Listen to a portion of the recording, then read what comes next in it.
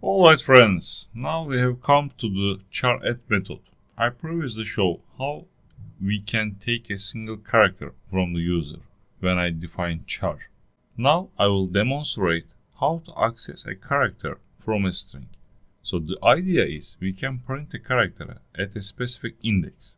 So I have same string. My message is I love Python programming. So using charAt method, I can retrieve a character at a given position.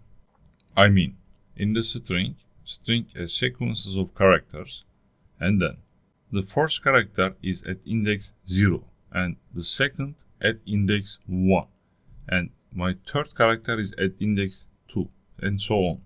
So I delete these, and then I come here, I say message.charAt. So if I give index 0, if I run it, you see I appears on the screen. If I change it from 0 to 1, I will get the second character, which is empty space. Here, if I run it, you see nothing appears on the screen, but actually empty space appears on the screen. We don't see it. So if I change it from 1 to 2, my third character, I will print it. So L will appear on the screen. Let's run it. I run it. You see L appears on the screen. Alright, this is useful when you want to analyze or extract part of a string, one character at a time. See you in the next lesson.